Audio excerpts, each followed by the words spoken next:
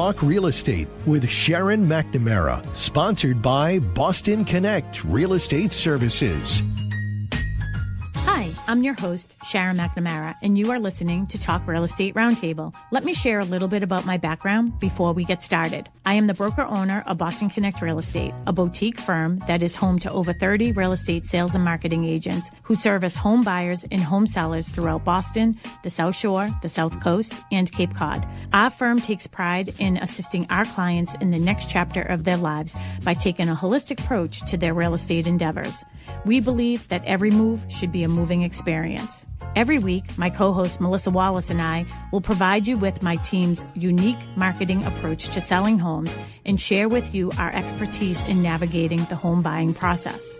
We value the experience of our agents at Boston Connect Real Estate so much that not only will you hear my perspective on real estate topics, occasionally you will hear the expert thoughts and opinions of our experienced agents at Boston Connect Real Estate. Be a part of our roundtable. If you have any questions during the show, please call 781-837-4900. We'd love to talk real estate. Follow us on Facebook, Instagram, and wherever you like to listen to podcasts at Talk Real Estate Roundtable. If you would like a one-on-one consultation with me and my team to discuss your real estate needs, you can connect with me at bostonconnect.com or 781-826-8000. Now, sit back, relax, take good notes, and let's talk real estate. And good morning to all my South Shore neighbors. You are listening to Talk Real Estate Roundtable. My name is Melissa Wallace, and the one next to me who is giggling is Tracy Grady. Good morning, South Shore. Good morning. It's because I'm like hunched over. I'm standing. I'm not even sitting down. It's just been a morning so far, but I'm going to get us all set up on social media. So in case somebody hasn't heard you before, which would be crazy at this point, why don't you reintroduce yourself to all of our listeners? I absolutely will. My name is Tracy Grady. I work here at Boston Connect Real Estate. I am part of the Grady team. My husband Jim and I work together. We've been here for about 10 years now. We love selling real estate on the South Shore. We live in Hanover, so we're very familiar with the South Shore. We do a lot of condos. We do a lot of new construction. We just have a great time here. It's a great company to work for. I love doing the radio show in the morning, even though it's at 8 o'clock in the morning. We used to do it at 10. It seems so much better. And we have had a morning here trying to get through the door because thanks, Tim. Yeah, we get a round of applause. We definitely deserve a round of applause here this morning. Yeah. Okay, can I just say, I'm looking at us. I didn't even turn the lights on. We're sitting in the dark. Hold on. We're sitting in the dark. Sitting in the dark. Yeah. I'm going to close that shade behind you. So talk some more. So anyways, both of us are heading to breakfast with Santa this morning, right after we leave here. So Melissa came flying in with her elf costume, and she looks at me all panicked. Coffee everywhere on my pink elf costume. I'm like, oh no. You're still in your car and I'm outside yelling, emergency! I have an emergency. Oh my gosh. So everybody who sees us on social media, I usually look not so put together. Yeah, I think this might be the first time I've ever worn makeup to the radio I know. show. I usually just, I hop out of bed, I take a shower, I grab Sharon and I or you and I coffee and just roll in here. But this morning, we have a very busy day. I don't think I'll be home at all today. So I had to, blow dry my hair and put on my face and, the whole shebang. And I was doing well until I realized, okay, I'm really not going to be home. So I have to, get everything ready for today. For later on as well. Yeah. And then I had already ordered us coffee. So I was fine. Even, it's just pulling into the driveway. Yep. Coffee. I'm sorry, but they've done something over at Dunkin' where the covers do not stay on. I had trouble getting your cover back on your coffee when I was literally just trying to do it. So the cover of my coffee, I went to go take my, purse out of my, the passenger seat, and it knocked the coffie and it went everywhere. It went all over my elf costume that I have costume. But I said to you, I don't think that it's made out of real material because it literally, I ran it underwater and it just went away. It just disappeared. And it was covered in coffee. And by the time I got in, She's like, I don't think this is real material because the coffee just came right out of it. I don't know what you're it's like, made just of. put it on the heater so it'll dry. And I'm like, it'll burn the house down. Yeah, let's not do that. For sure. It's probably not the best idea. Yeah, so it's been a morning. been So a hopefully morning. the day gets better. Hopefully, breakfast with Santa will do good. Yeah, will be breakfast a great with Santa. experience. So, so we will be at Christina's restaurant here in Pembroke doing breakfast with Santa, and we're dressing up. We're either elves or Santa himself is coming, or we're in really fun sweaters. And I just, got a great having job great because time. I get to assist Santa today. You have have a red. So I rushed out yesterday because last minute just I'm a like, mess we're over just here. a mess. So I rushed Bear out with yesterday. us. I'm like, I'm going to go to Target and see if I can get some Christmas pajamas. Like I thought this would be great because I can just wear them to breakfast with Santa and then I can have them for the holidays. So I get into there are no Christmas pajamas at You're a little no. late. Apparently, I am extremely late to the game. So I'm like, well, fine, just a Christmas sweater or something. Nothing. On the way out the door, I find a red flannel shirt that I thought, perfect. I'm just buying this. I don't care. I'm surprised nobody thought that you worked there wearing that. You kind of look like you work at Target. Kind of look like I work at I almost got the Target dog sweater because it had like the bandit, the dog. Yeah, that'd dog. be cute. It would have been cute too. So, but they only had those in like an extra. I'm like, no, I'm not just buying it for the. I'm buying the plaid shirt. Yeah, I like that. You can wear that to national. And I also grabbed 8 rolls of wrapping paper, 3 bags of bows. Jim's like, don't forget tags. Of course, none of this is found. Like, I'm like, where is everything You're in the late. store? I can't believe you were going on the 19th. I know because I thought I had wrapping paper because I've had wrapping paper since, I don't know, since 2000 I've had wrapping paper. And I finally ran out last year. I'm really going to need to buy wrapping paper next year. So here I was. Oh my gosh. So I'm at Target with all the other crazy people at Target. Can't find anything to wear to breakfast with Santa. Finally, I snagged the red flannel shirt. I'm like, hey, I think I got red leggings at home too. Like, who has red leggings? You. Me. So I figured I could wear. So I heading out the door and I hear the beeper go off at Target. Like I heard the beep and I look back at the woman and I'm like, I've got bows and wrapping paper. Like there shouldn't be a tag. Totally forgetting about the red flannel shirt. The whole purpose of going there. Racing late this morning, I put on my shirt and I whack myself in the face. I'm like, what the heck is that? I'm like, oh, it still has the tag on it. The beeper did go off when I left Target. So now I look like You're going to have to go back.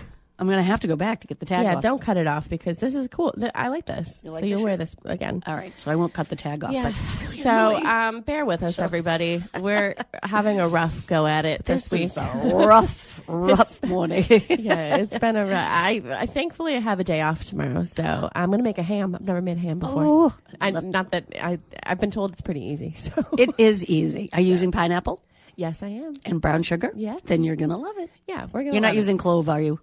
What's clove? Clove is like a spice. It's like, it looks like No. a peppercorn, but it's clove. I was hoping that the ham came with some sort of glaze. Oh, Does it? sometimes. But you can make your own. It's super Yeah, easy to I make. might make my own. Yeah, brown if you sugar. have a ham recipe, give yeah. us a call. Text it on in. Well, I realized that I love ham, and because of our travels for Christmas Eve and Christmas Day, we are missing the ham dinner Yeah, I at love the ham my dinner. dad's family's house. So we're having Christmas Day dinner with Ethan's parents, and they do some sort of a beef. I don't remember. Ooh, that's not bad either. Yeah. But yeah, so it's delicious. I just love ham. So I was like, oh, I'll be home Sunday. So I love a ham dinner. And then scallop potatoes with ham afterwards, like as a dinner during the week. yeah. Oh. Well, you could make a ham dinner in your new home. But in order to get there, you have to make an offer on a house. So in full transparency, so Sharon and I were going to be talking about this discussion last week. So we've sort of been promoting this show for 2 weeks. And it's about contingencies that can be put into an offer. And for anybody who listened to our show last week, it sort of just turned into a show remembering her father, Frank. Oh, Frank. So, and rightfully so. Like I've said a million times, it's our show, and where we talk about real things, we talk about our lives, and so many people showed up to Frank's services. A lot of people who we know personally. There were some listeners. There were people who have known us for a really long time and known Frank, and it just sort of reminded us of take a minute to realize that we're all human, we're all real, and I love doing this show because we get to be who we are, and people love that. And when they don't, they certainly let us know too, but that's okay. That's okay. But like I said, so, last Saturday, the show sort of took a turn, and, we started talking about it, and then, we were talking about Frank. And so and to know Frank was to love Frank. To know Frank, to love Frank, because he loved he was a force. us. Yeah. He loved Boston Connect. He was so proud of Sharon and, what she's done here, and so proud of all the agents that have helped us get to this point. In being. I told Sharon he used to come to our open houses when we were selling the condos over here in the center. He would come over and just. Oh, because he was there. Because he was there. He would always bring a friend with him. The two of them would walk over, and they'd come and they'd sit and they'd chat. We usually had coffee or something out, so he would come in and he would just chat with us, and he was just the best. Always wore either a Boston Connect hat or a Boston Connect jacket. Swag. He always had the swag on. He always had the swag. Make sure I have the swag. Yeah. So we always got some for Frank. Yeah. And he just really, loved this company and loved our agents, and so do I. So, like I said, we were going to be talking about this topic last week, and I know we do have to do a show about recap of this whole year, and then we have to do bold predictions because we sort of do that every single year. But I did want to talk about some contingencies because in this process of saying farewell to Frank, I have helped Sharon, and I know Matt Mahoney has been a big help. We talked about that last week as well, with putting in an offer for Sharon while she's been, saying goodbye to Frank. And a lot of questions that both Matt and I got from her clients were about contingencies because we were both helping with offers. Mine got accepted. Matt's did not. I'm just saying, I'm putting it out there that I wrote a hell of a I know, but Matt, so, but the next one is going to be the one. I have a feeling. But so a lot of the questions were about contingencies. Before we dive into this, I know that you have a new construction home going on right now, so why don't you promote that? And you're doing an open house this weekend. We are doing an open house tomorrow out at 15 Elm Place in Hanson. Beautiful new construction home, second in what will be a group of 4 on a lovely side street right off of State Street in Hanson. It is 4 bedrooms, 2.5 baths, got a beautiful farmer's porch on the front.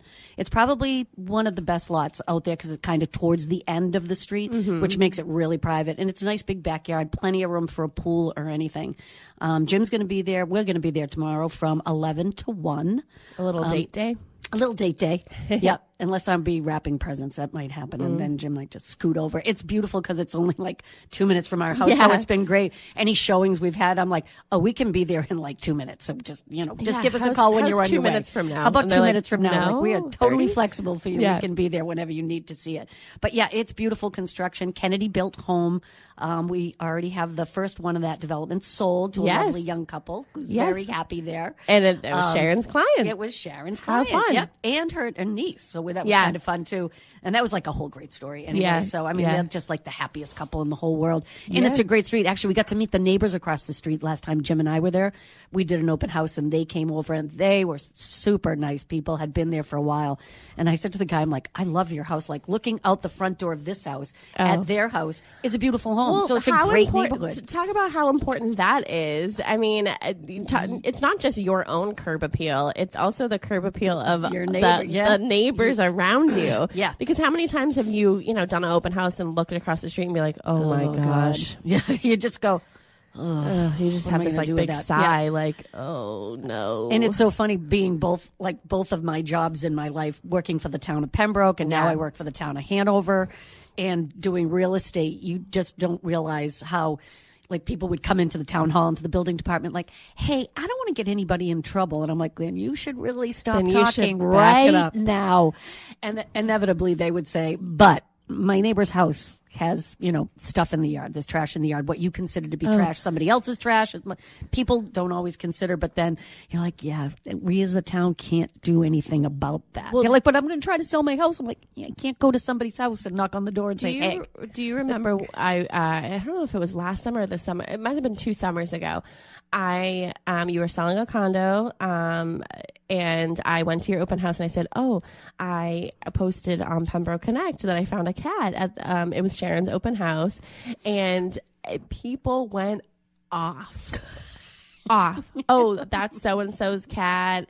And it was, I just was like, oh my gosh, I just wanted to know if the cat was, was okay. But it turned into this battle of this home that the neighbors were not so happy about, and had gone to town hall. So when I had said to you, it's this house, and you said, yeah, that's the cat house. That's the cat house. Yeah. I thought the cat looked like it had been outside for a while, so I was concerned. Okay? You were concerned for the cat's well-being. I was concerned for the cat's well-being.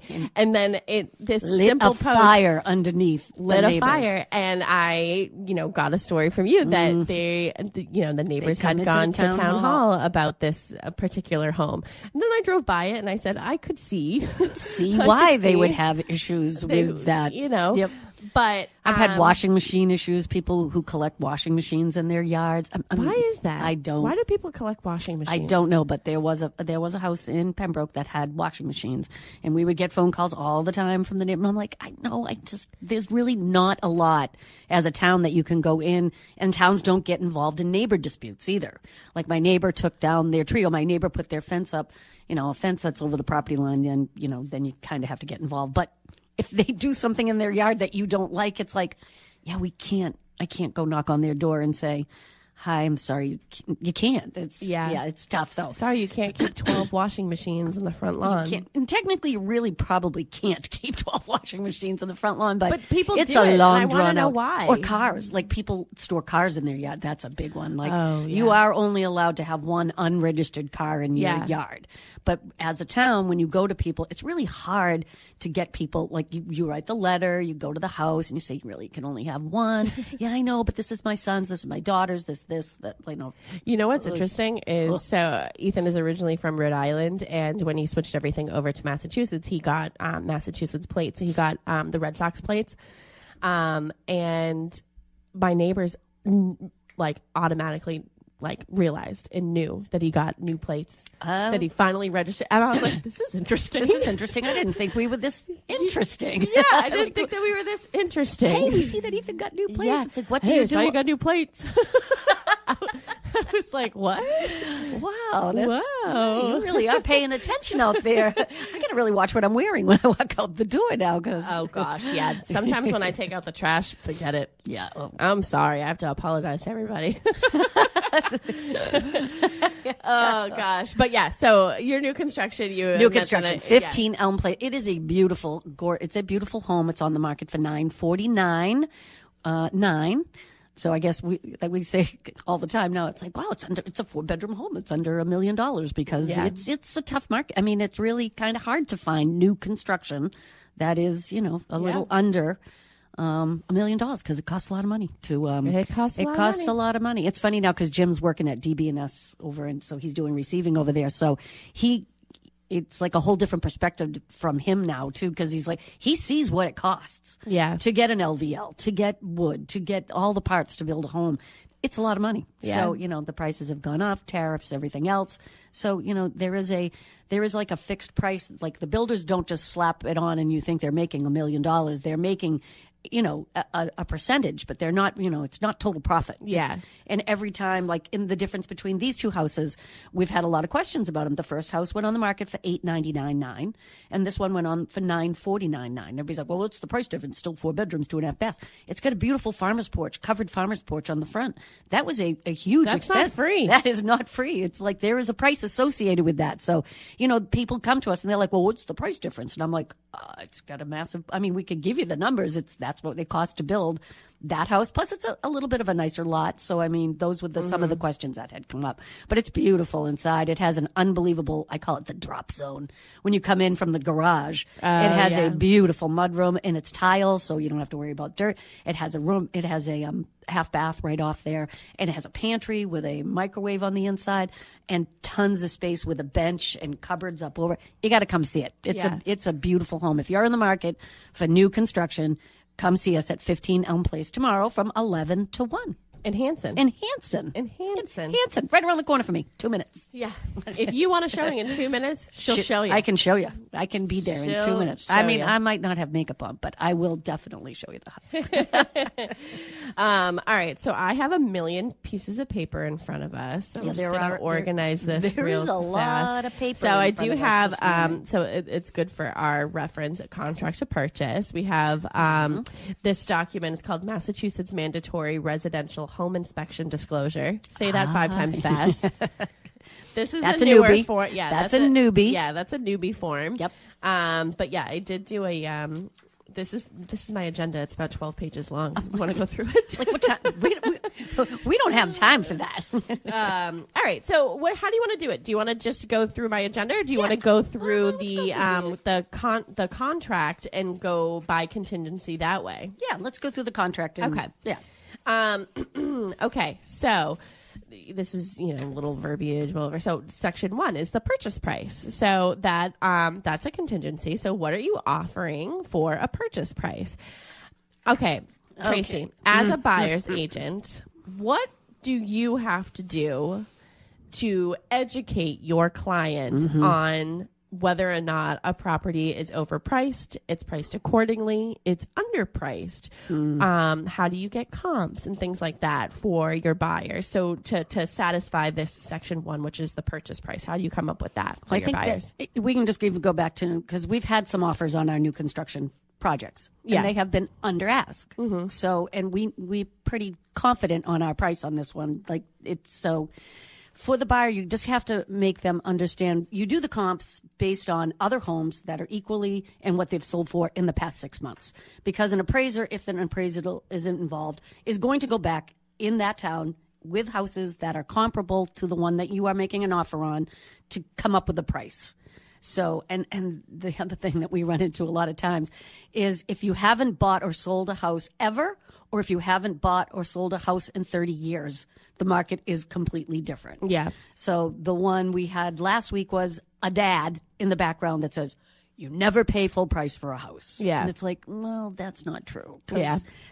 It is pretty true now, like, especially new construction. I mean, the numbers are pretty much there. So it's more of an idea of when you're going in with a house that's for sale that is not new construction. Yeah. So I'm just laughing because I was involved in a conversation recently. A client had said to Sharon, "Oh, I want to put in an offer for X amount," which was $65,000 under asking, and she just goes, "No." It doesn't work like that anymore. It just doesn't. And it's really, and the reason I bring it up is it's the people who have not bought and sold houses in a long time. In a long time, the market is not the same. And it's we try to do the best when you price a house. Yeah. You really, but I do think that there are people out there that underprice a home, which I really hate more than overpricing a home, because the underprice brings a ton of people into your open house. I get it. I totally get it. So you put it on the market for undervalue. Now you have 50 people that come and see. It's like, I had 50 showings. Yeah. It's like, well, that's great. Except for the first 20 didn't even have a shot at it, because you walk in and you're like, there's no way this house is going to go for what it's on the market for. Yeah. It's a beautiful home. It should have been bumped up. So I think you have to educate your buyer going in, like, If we walk in and I look around and I'm like, yeah, you're already at the top of your budget, and this house is not going to go for the top of your budget. This house is going to go for more than that. So you have to have your buyer realistically. And then my problem with that is, so now your buyer goes in, they make an offer, it doesn't get accepted, it goes $50,000 over ask. So they're already at the top of their budget at their offer, and now they're not. But this is the house they have in their mind now. Yeah. So now they think they're going to go out and find that house in their price range, because that's what it was on the market for, was in their price range. And you have to educate your buyer and say, it's not in your price range. I know you think it is. And because they put it on the market low, you think it's on for your price range, but it's not. It's going to go over ask. They've kind of forced the hand that it will go over ask because it's a beautiful home. And they could have marked it up and had less people look at it that are contenders. And those 20 people that came in who thought they were going to get it would move on to something else and have not looked at that and set their expectations to be, but I want my house to look like that house looked. I'm like, but that house is not your house. Yeah. This is your house. I feel like it's, and correct me if you don't feel the same way, but I think that it's easier to have conversations with buyers about comps than it is with sellers, because when it comes to sellers, I mean, nobody has an ugly baby. So, you know, and they love their house, and it's your house. But I feel like we have to say, okay, but that house has a finished basement and a fenced-in yard and a garage and, like, and a pool. Like when you sit with your sellers, you really have to you have to break it down. Like they're looking at that house, they're looking at their house and looking at another house. They're like, well, they got that much for that house. I'm like, I know, but now I have to do the hard part, which is point out the things that aren't the best about your house. And that's always, I always say that. The hardest thing is walking into somebody's home that they absolutely love, that they have lived in for the past 35 years. And you have to go in and be the negative Nancy that has to be the picky one that's like, I know you love your house, but it needs a deep clean. I keep I know you do. And I don't expecting you to live. I would say that is probably the most, like, not nerve wracking, but like, you just have to be very gentle about how you approach, like, you know, perhaps we'll do a deep clean before we go home. Maybe a deep clean. And then that's when you get down to the, like, when I say deep clean, I don't mean your countertops are dirty. I don't mean your bathrooms are dirty. I'm talking about, are you telling me that you wipe your baseboards down every week when you clean? No, I don't. And I don't expect you to either. And I don't expect you to live like that day to day. Yeah. However, if you want to sell your house, you need to make it look like a shining little diamond. And if that means having somebody come in and do a deep clean, then that's what you need to do. Because those are the things people will look at. They'll look at your baseboards. They're going to look at your molding to make sure it's not chipped. You know, they are going to look at your hardwood floors. Like some hardwood floors, you're like, no, you don't need to do them. They're fine. Could you do them? Absolutely. Everything you put into it, you will get back. You just don't want to over put money into it when people are going to come in and do them anyway. Did you refer my hardwood floor guy? Was it you? I think, yes. Jim took, yes. Yes? Was it you? I'm pretty sure. I know I have his number. Let me put it this way. I'm pretty sure I have his number, but. Well, what I'm saying is I redid my floors before I moved in, and I'm so grateful that I did. I mean, they were fine, but they definitely had been lived in for many, many, many, many years. So I said, we'll just do a little refresh. And I felt like it was fairly inexpensive. The cost, well, at least with this person who I have referred several times since, it was worth it to me because I love them. Yeah. And it sort of brought them back to life. Oh, I have an entire Rolodex of people. I always tell people all the time, from working in the building department for years, I have got I need a plumber. How many references would you like? I have 5. Yeah. I can just tell you the telephone number right off the top of my head, right off. Maybe it was Jess Page. She's a realtor here at Boston Connect Real Estate. I think we took it for our hardwood floor because we are. Maybe I referred it. Oh no, I referred him to you. Yes. Okay. Yeah. So I was going to say, Jess Page. This is the chain. Jess Page referred him to me, and then I referred him to you. Did you use him? We haven't done our hardwood floors yet. You got it. Yeah, we haven't done it. Perfect. He was great. And then I've referred him to another person that I know was very happy with him as well. Every time we go to do the hardwood floors, it's either we're going away, Thanksgiving, Christmas now, kids coming home. I'm like, January, we'll do it in January. When you take down the tree. When the tree comes down. Yeah, because and then again, just to go on to our, as everybody knows, we're getting our house ready, hopefully to put on the market at some point in the next year or two. When we do the hardwood floors, we're having a moving company come in, take all of our furniture out, and then only the special stuff comes back in. I already said to Jim, that's not coming back in. That's not coming back. I'm not bringing stuff back into the house. Are you going to move it all to Nashville? Some of it. Not all of it. Not all of it. Not the hutch. Everybody out there whose parents bought them a hutch, for like Jim's parents bought us our dining room set. Jim's mom bought us our dining room set with the big, massive china hutch. God, that thing is a beast. And I'm like, that is not coming back in. I'm sorry. And it has all my china in it.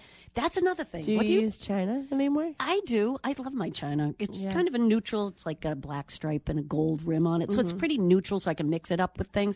And I do use my china, but but what do you do with it? Like, do you keep it? Do you not keep it? I have my mother's china, which is that old-fashioned red, like toile print, which I love, which looks great with my but do you keep it? Do you not keep it? That's where I'm starting. Like, now I'm going through everything that's not coming back in the house, and I'm like, do we keep the china? Like, we have Waterford crystal. That stuff is heavy. It is. I got some heavy. from my Nana. Yeah. It's heavy. Do you keep it? Do you not? I feel like I'm gonna have a problem when You're I start gonna have packing. a problem. And I think I'm gonna have a move all of problem. that? Yeah, and I don't want it all to come back in again. So now I really want to make choices. Like, and the kids are coming home for Christmas tomorrow. They're both flying on the same flight. Oh, isn't that kind of fun? Taylor's flying from Nashville to D.C., and then she has a layover, it's like a half an hour. I'm like, God, don't be late. And then her and Colin are getting on the same flight coming to Boston. wow. Isn't that nice? Yeah. Who has the better seat? They're actually both have aisle seats right next to each other. Oh, they that's are what- actually right next to each That's other. what Ethan and I do. We do that, too. specifically pick aisle seats across from each other. We do too. We both like them. Yep. It gives you a little extra legroom. Yeah, we like that. All 5'1" of me. Yeah, I need seriously. such You don't extra need it. Okay, the next. So that's sort of how we get to the purchase price. So yeah, you get to the purchase price. So you try to make, and you want and if your buyer really, when they're head over heels for it, then you tell them, you got to go in with a strong offer. Like, this is not the time to be trying to, like, get it for a deal. If you love it, you got to put your best foot forward. And that's what I always try to tell our buyers. Like, this is not the time to try to strike a deal. If you really love the house, let's go in with your best foot forward, your best offer. Yeah. I'm going to skip to home inspection contingency. Oh, so we have a new form, but explain what a home inspection contingency is really in general. Before the law changed or after the law changed? Well, now, I guess because... now you don't have that ability to write in, like, waiving a home inspection. The determination for purchasing, for a seller to accept your offer, you can opt not to do one because you don't want to pay for one, but it cannot be a contingency in the offer. Yeah. So that everybody looks like on the same playing field. As far as you know, you got 5 offers. Everybody's doing a home inspection. In your brain, that's, Yeah. So for the new offer, it looks, so how it used to be is we used to be able to just cross out the whole section or just say waived, where a date was supposed to be. Now, to keep it clean and... so that nobody has the upper hand. Yeah. Because you're saying, I'm going to waive my home inspection, as a seller, you're like, well, all right, that's a good deal for me because I don't have to worry about, something coming up that I'm unaware of. So now the offer reads, we have to insert a date and then we have to choose. It says if the results are not satisfactory to the buyer, choose one. So one is in buyer's sole discretion. So that's just if they're not satisfied. What's that word? Satisfied with the home inspection, they have the ability to walk away. The next one is, estimated aggregated cost of repairs exceeds, and then you can put a number there, as indicated in writing by consultants, regularly in the business of providing such repairs, remediations, or improvements. So it has a bunch of other words. I won't bore you with it. I've had a lot of people do that prior to this being a change. Like, yes, we will. So that was part of it as well. Yeah. You could have put that in, but now it's sort of forcing you, to choose one of those two things. So you can't put the waived in anymore. We've done a few shows on the new home inspection law and, what's a reasonable amount of time for, that time. So if it's 2 days or 1 day, like the next day that you put the date in, is that a reasonable amount of time to do a home inspection and read the report? Probably not. Probably not. So that's probably your way of saying that you're waiving it. But, moving forward, you fill out this section. So it's section 7 of the contract to purchase on the MAR form. And, you basically don't have to indicate whether or not you're having one until after it is accepted. Right. So home inspection, typically. Or a date. Or no, but I do like that not to exceed $10,000, whatever that number is. Yeah. It kind of gives you that little But flexibility. I feel like if you put an aggregated number, you have to prove that all of those repairs cost more than that number in order to walk away, which I feel like puts you in a bad situation where, like, say it's comes up structural and it's an $8,000 repair, but you're like, oh gosh, like I'm uncomfortable with that, like, can you really walk away? I didn't think we'd even get close to 10,000, and all of a sudden now you are getting close to 10,000. You're like, oh yeah, I don't. Yeah.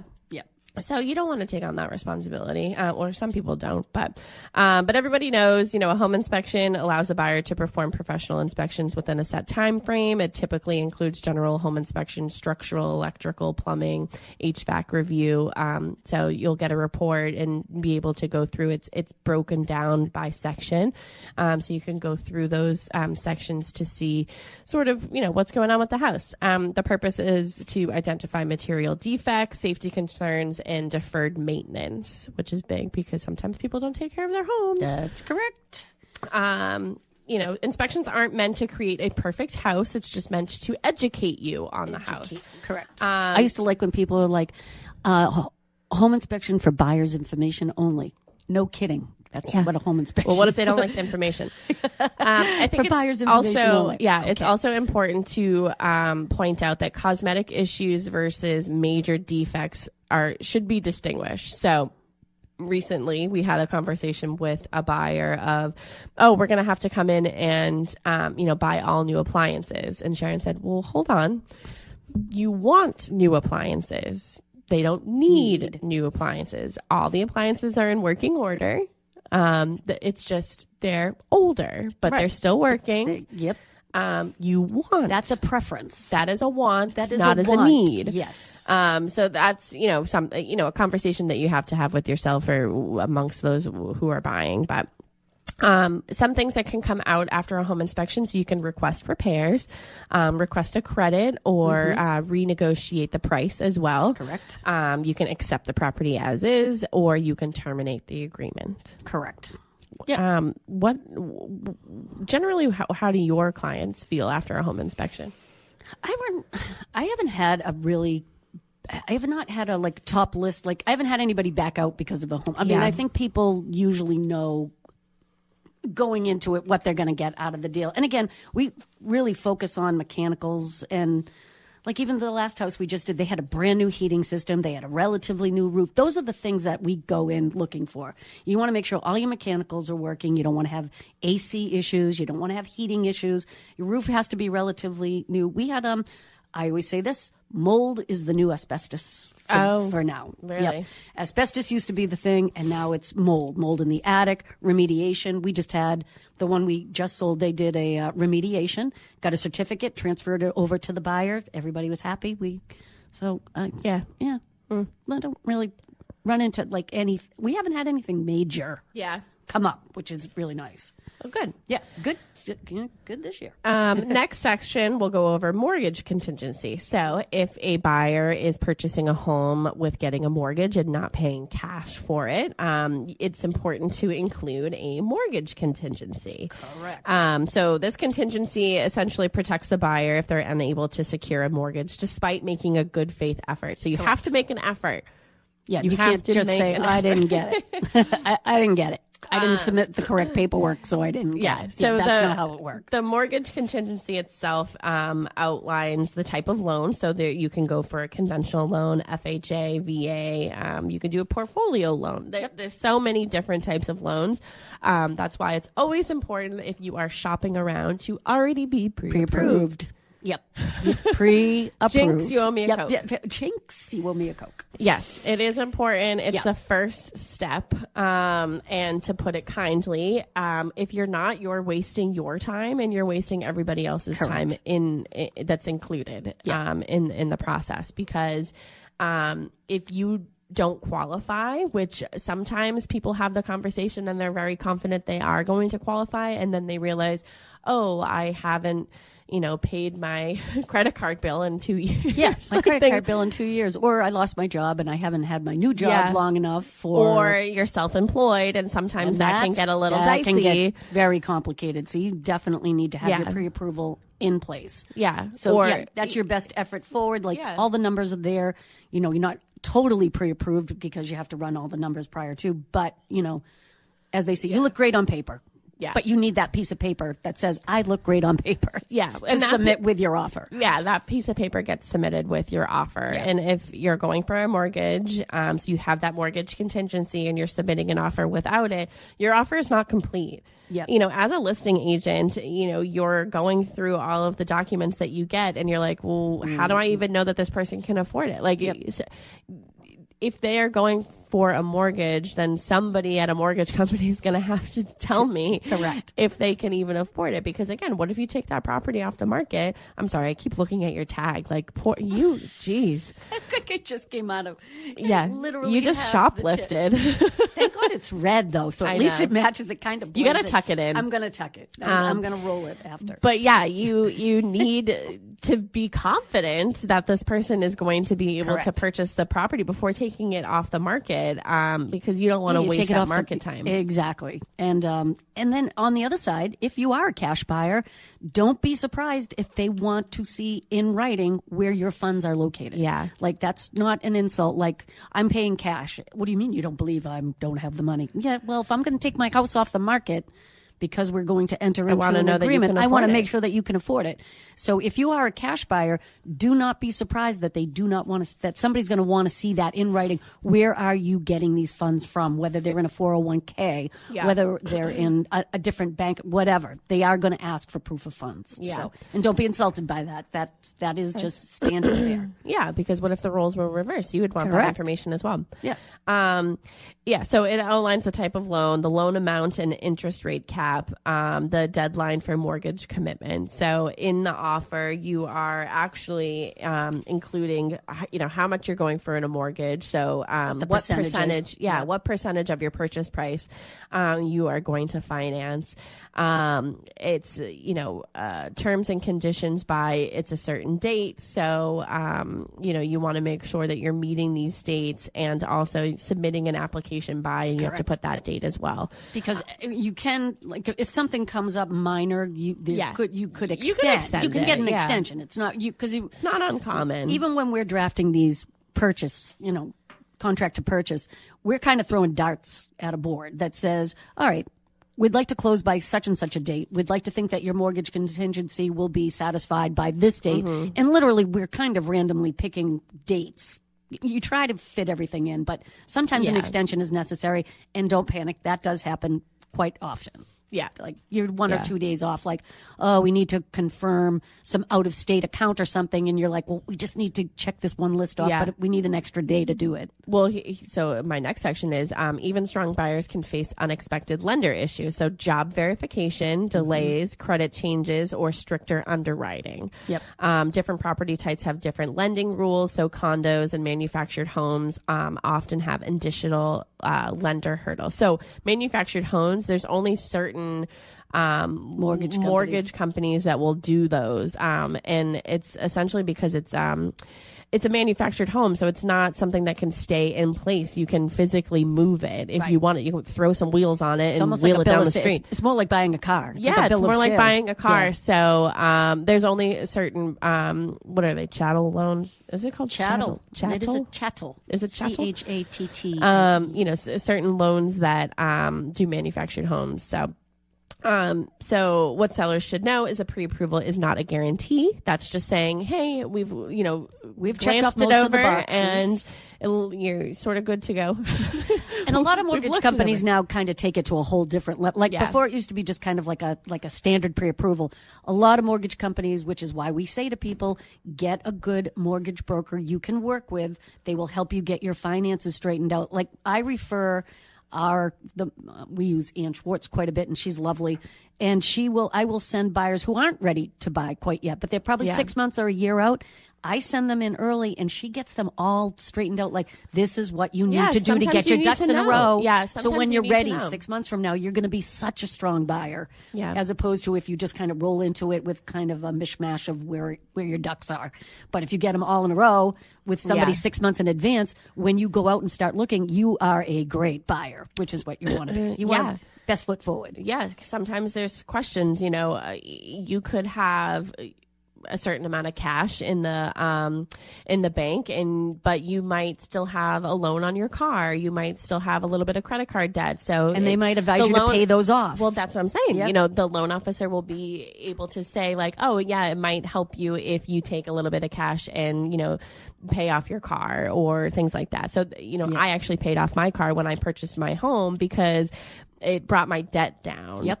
So it worked for me, and now I haven't had a car payment in 2 years, and I love that. So I'm hoping to get a couple more years out of my car. But your car is great. Yeah, you're going to be fine with your car. It's 10 years old. Can you believe it?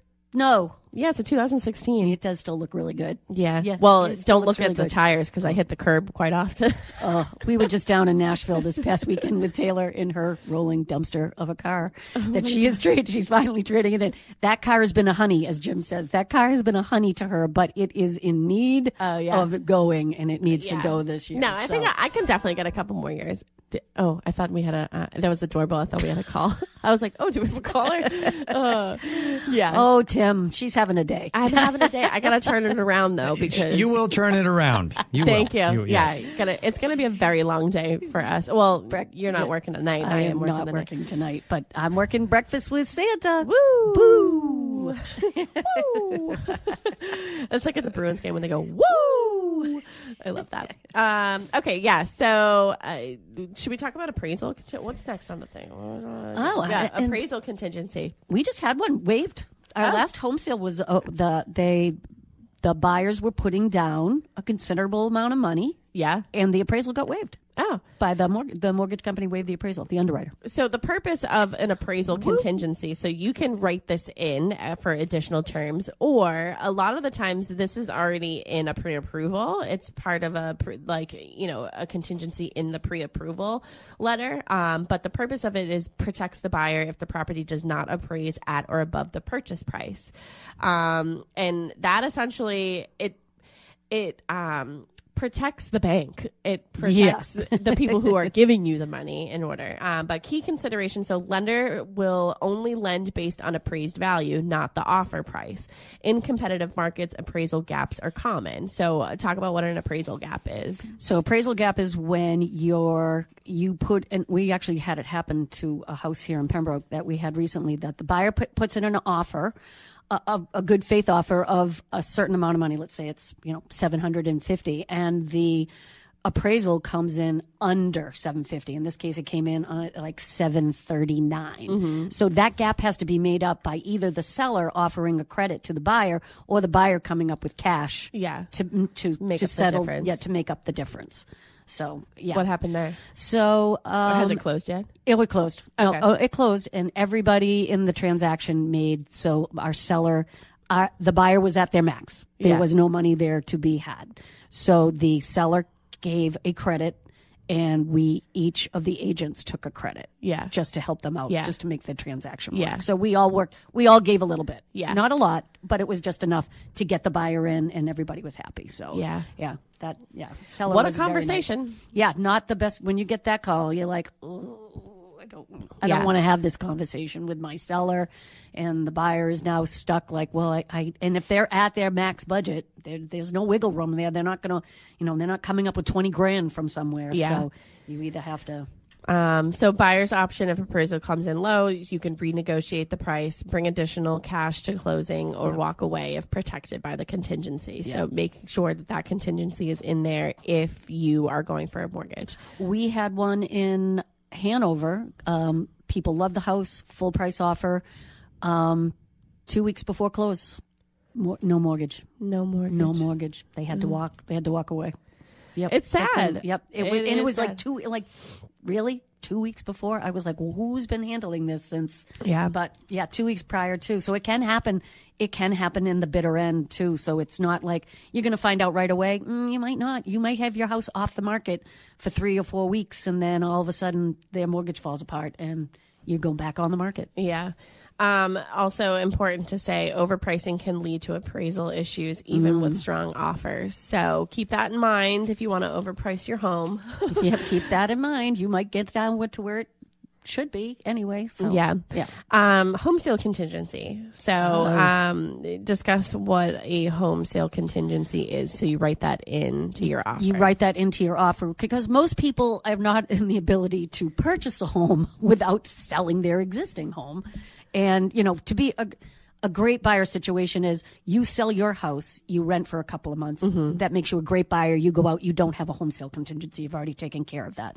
But not many people have that ability to be able to just go purchase a home without selling their home. So you write in that, a successful sale of ABC property that I already own must close in order for me to purchase. So you usually put like a time frame in there. We usually give, 30 days to get their house under agreement. Yeah. And then you can do what's called a 48-hour kick-out as well, which is you can keep the house on you accept the offer. And they're moving forward to try to sell their house at the best of their ability in order to purchase your home. But you continue to show the property. And then if somebody comes in that does not have a home sale contingency, then you go back to your original buyer and say, look, you have 48 hours to come up with the cash or some type of a bridge loan that's going to allow you to purchase this home as well as selling your home, which is pretty much nobody wants to be on the hook for that unless you're. So home sale contingency is you got to sell your home in order to purchase a home. So you write that into the offer. Yeah. So protects buyers who must sell their current home in order to purchase. Common scenario. So buyer needs proceeds for down payment. Buyer cannot carry 2 mortgages. I mean, who can in this economy? When people, and it happens to us all the time. They come in like, I don't have to sell my house in order to, I'm like, oh God, to be in that position, I would love to be able to say that. Good for you. Because you've done it all right. Whatever you've done, I have not. Yeah. So I am not in that position. But there are plenty of people out there that do not have to sell their house in order to purchase their next home. Yeah. I mean, there's definitely some risks. We call it the domino. So, if one property needs to sell in order for another property, and then one of that, the sellers of that property have to buy something else. So there can be a domino effect. How far can the domino go? How far can the domino go? Oh, and I've been in a 3, and I don't want to ever go back to sell in order to buy, sell in order to buy. Oh, no. Yeah. No. There was one of the offers recently that I saw. It would have been 4. Ugh. So I think that is why ultimately the last one, the offer did not get accepted because there was, somebody was purchasing this, then they were purchasing this, and then this person was purchasing the next one, but that seller had to purchase something else afterwards. It's just, it's a lot. It's a lot. It can happen, though. And you don't think about it in the beginning, and then when you start seeing it on paper, you're like, oh, now I know what you're talking about. Yeah. We have a lot of other contingencies to go over, but we only have about 2 minutes left. So I want to make sure that you get all of your contact information out to everybody. And again, promote that listing of yours if they want to see it in 2 minutes. Yeah, if they want to see it in 2 minutes, I can go. Except I'm doing breakfast with Sandy, but Jim's around. Jim's around. Jim can be there in 2 minutes, without a problem. So, So my name is Tracy Grady here, Boston Connect Real Estate. You can reach me at 617-620-8484 or Tracy, Tracy, at bostonconnect.com. And we were going to be at 15 Elm Place tomorrow from 11 to 1 in Hanson. Beautiful new construction, 4 bedrooms, 2.5 baths. We also have 3 new construction projects down in Carver on Ohana Way. And Ohana, what does Ohana mean, Melissa? Family. It means family. So it's the perfect location for a family. So we're actually going out there on Tuesday to do a video of the neighborhood. Rich Ryan's going to meet me out there, and we're going to do like a little voiceover video with the drone just to show what the neighborhood looks like. Yeah. We have 3 beautiful homes. You can custom design it. Our builder is a custom guy. He wants his buyer in. He wants to work with you. He wants to create your house. Our pictures that we have up are just suggestions. We'll build whatever you want. That's feasible on the lot. We'll build your dream home. We will, and that's what I write. We're building your dream home. We have 3 lots over there. It's a gorgeous neighborhood. Check it out. Yeah. Give us a call. how can people get in touch with you? Did you already say that? I did. Oh, well, say it again. I'm going to say it Wasn't again. paying attention. If you want to see Ohana Way, 617-620-8484, Tracy at bostonconnect.com. Yes, and you can go to bostonconnect.com to find all of our contact information. Thank you guys so much for listening. Is this the last show of the year? I think it might be. I'm not sure. I need a calendar, but thank you so much. 27th is next Saturday. 27th, yeah. One more. So, One more. Yeah, thank you guys for listening, and Merry Christmas, everyone. Merry Christmas, everybody, because I'm not Merry going to be part. Christmas, Tim. Yeah. Happy New Merry Year. Christmas. Happy New Year. Happy holidays. Bye, everybody. Day in this neighborhood, a beautiful day for a neighbor. Would you be mine? Could you be mine? It's a neighborly day in this beauty wood, a neighborly day for a beauty. Would you be mine? Could you be mine? I have always wanted to have a neighbor just like you. I've always wanted to live in a neighborhood.